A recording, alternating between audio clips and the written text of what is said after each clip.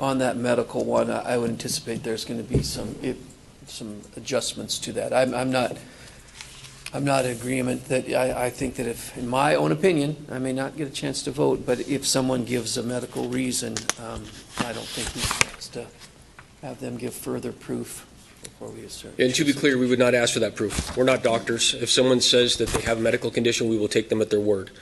I don't know what a qualifying medical condition is. I have a rough idea because I've done some research and I've listened to some experts that tell us that things like anxiety and PTSD and certain, pulmonary disorders and things like that may qualify, but I'm not that guy, and I don't expect our officers to make that judgment either. Kiki. Chief, my understanding was different on that medical condition thing, that it wouldn't be a decision-making piece for law enforcement, so I hope that that's not the case, that it happens in the court level. But my question to you was, when you have officers now who are enforcing city ordinances, is it up to their discretion whether they want to give the individual a warning, like a warning ticket, or an actual ticket infraction? How does that work? Yeah, so there is some degree of discretion afforded to the officers. Typically speaking, we would go out there and ask the person to comply, as Councilmember Wood spoke about earlier, ask them to comply, and if they were absolutely refusing to comply, then at some point there might be some enforcement that takes place in terms of a citation or maybe a summons to court or something of that nature.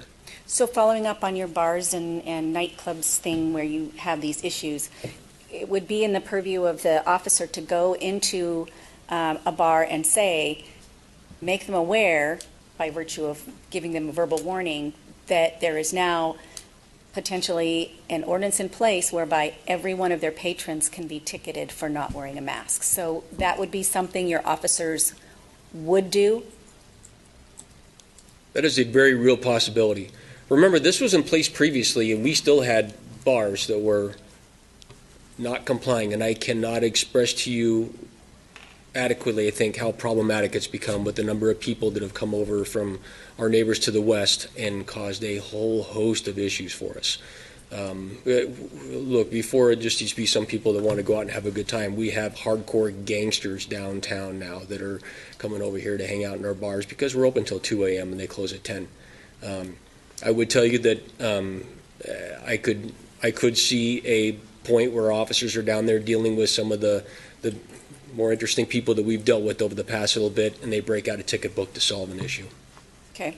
And then this stage 3 again, we don't know how that's going to affect the nightclub scene. I recall that there was some closures or limitations of number of people, but I don't have that. So that could affect this conversation as well, so thanks. Any other questions for the Chief? Woody. So I understand your dilemma. It's been bothering me trying to understand how that works. Doesn't make sense. You could walk into the Iron Horse and issue 100 citations. I can't fathom it, but I get it.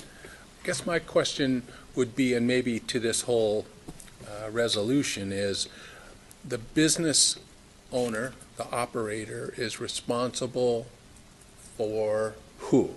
His customers, his crew, his staff, and then the other question is inside or outside. So outside, people are saying, well, you don't have to wear a mask outside, but you have to wear it on the inside.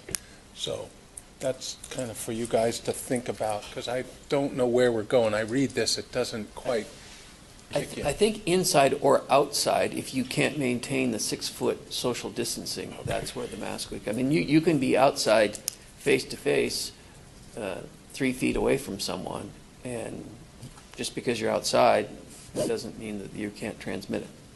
Okay. So the other one is a lot of restaurants and bars, where my world is you're saying that I am now responsible that everybody that comes into my bar has to wear a mask. Restaurants have an exception to, and maybe what we're getting into now is that maybe Wes needs to come up and explain. Yeah, I was just trying to help him kind of understand how deep do they go. We have put a policeman at every door. Makes it real easy. You don't get in if you don't have a mask on. That doesn't make a whole lot of sense to me. But I hear your dilemma, Chief, and hopefully we can figure it out. Thank you. And just